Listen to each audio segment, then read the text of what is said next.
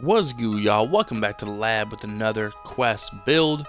We're back in the builder in the depths of the abyss amongst all the glitches in 2K22 Next Gen. We are staying plenty regular.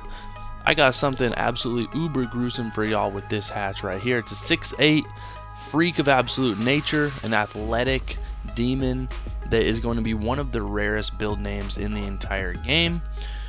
This has shades of Caron Butler, Dominique Wilkins, and the AM1 mixtape tour legend Alamo, aka Black Widow. This is the mid-interior Playmaker. This dominatrix can mash, shuck, and jive with the best of them, and we're going to be making this as a big guard, but you can make it all the way up to small forward and keep the name. If you go higher than that, then it becomes a slashing Playmaker, but that's not what we want. So jumping right into this, we're going to make it a point guard. You're going to be 6'8", 222 pounds with a 7'1" wingspan. If you go up to like a 7'4" wingspan, you could ink out a 1 or 2 more defensive badges. But we do want to make it a little bit more of a playmaking freak of nature. So we're going to have that 7'1" wingspan to get that ball handle, which is the badge Thresh. Alright, follow along with these attribute allocations to a T so you don't end up changing the name, and then you can go back in your own builder and tinker and then mix and match and see if you want to try to allocate something elsewhere. But these are going to be a lot of the thresholds for the name and badges, so follow along to a T, tinker at your own discretion. We're going to get your close shot to an 86, your driving layup to an 86 as well, your driving dunk to an 85, that's disgusting. Max out your standing dunk and then get your post control to an 84 so you get that Hall of Fame post spin technician. It's going to give you 32 finishing badges. That's really disgusting on a 6'8 point guard, but we'll give this build a once over at the end of the allocations. Right now, let's move on to shooting. You're going to get your midi to an 82. Don't go higher than that. Your 3-ball, get that to a 76. Also, do not go higher than that. And then your free throw, you can actually allocate this, more to stamina or whatever. There's going to be some extra attributes at the end, but I'm throwing this at an 88. That's going to give you 22 shooting badges. That can hit on this game for sure, especially being bigger. Playmaking, you're going to get that pass accuracy to a 76. That's going to give you the silver needle threader. Max out your ball handle and your speed with ball to an 81 and 71. It's going to give you 21 playmaking, again on a point guard at 6'8". I see a little Magic Johnson in this build. And then defense and rebounding, you're going to get your interior defense to a 56. That's going to be that bronze brick wall. If you get this up to the next threshold to I think a 64 or somewhere around there, it changes it from a mid-interior playmaker to a rugged playmaker. So you do know this is one of the rarest playmaking trees in the entire game, but rugged's been done before. Check out that video on the channel. But this thing right here, we're going to keep it 56. Perimeter defense, we're going to get this to a 76. Don't go higher, than to a 78. It'll change it to a perimeter lockdown, but we do want those silver clamps for the nut bumping on the outside. No homo, pause. And then we're going to get the steelies to an 82. And then your blocks, get that to an 83. And then the defense rebounds, put this up to a 70. So this thing can rebound a little bit, but 18 defense and rebounding badges. You see that this is more of an offensive-minded build, but can also do some dirty work defensively. It doesn't really have anything that's truly lacking, but physically this thing really is imposing on opposing defenses. We're going to max out our speed and acceleration, and then max your vert to a 90. That's the gruesomest thing about this hatch, potentially. And then put the rest on your stamina. Now let's give this thing a little bit of a once-over, dive into what this thing can actually do on the wood.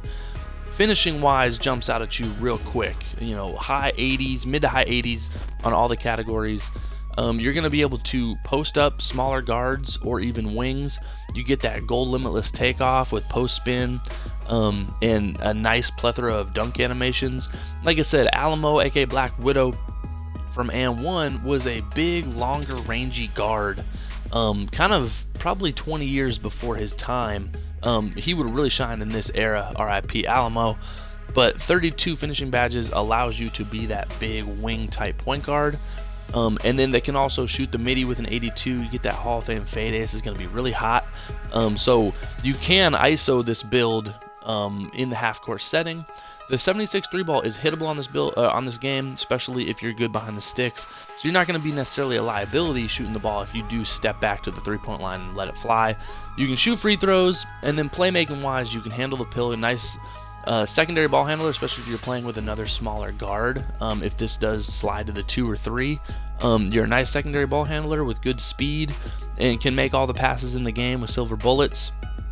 And then defensively, like I said, in this tree, you're potentially a rugged playmaker, you're potentially a perimeter lockdown, or a multi-position defender. So it is technically can be a defensive-minded build first and foremost, but that mid-interior playmaker name is going to allow you to feel behind the sticks in your bones that you can dominate offensively, and you're not just a perimeter lockdown, or you're not just a slasher. I think mid-interior, like I said, you're kind of like an interior designer, like a decorator. You have a decorated past of dominating your opponents. That right there should just make you feel more gruesome, and like if you can cook people on this build, people are maxing out 99 play shots, and you're gonna put them to bed. Celery sticks and peanuts, we're eating those. We are eating those. And with a 70 defensive rebound as well, you can help out on the boards if you do move to the 2 or 3. And the kicker, like I said, speed and acceleration really nice in the 70s. But that 90 vertical, you're going to see certain animations be able to jump over that 70 defensive rebound with a 90 vert and the 83 block. You're going to be snatching over players that have a decent, nice attribute allocation there. So it's not a liability at all when certain attributes aren't maxed out to a 99. Because that vert's going to be crazy, and you are just a Penny Hardaway, Tracy McGrady oozing with athletic potential. So we're going to go to the takeovers now. You get finishing, shot creating, playmaking, and post scoring. I'm a big proponent of advanced post moves. If you do get that take, accelerator perk, get that advanced post moves and then go to work. Give it to the big dog down low to eat the celery, to eat the peanuts. And then finishing moves, just, combo that up with that interior freak of nature. And there you have it, man. There's the mid-interior playmaker at point guard.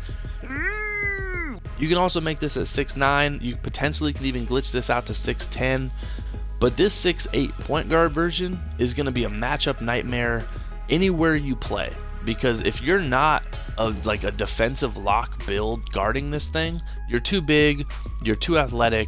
This build can do everything the right way, like Dr. James Naismith wanted the game to be played. This thing, one of the rarest, most gruesome hatches in the game. Let me know what you guys think of it. Anybody have the plums to run on this? Or would this build be better at the shooting guard or small forward? Depending on your playstyle, let me know in the comments below. Quest Sparrow, you know what time it is.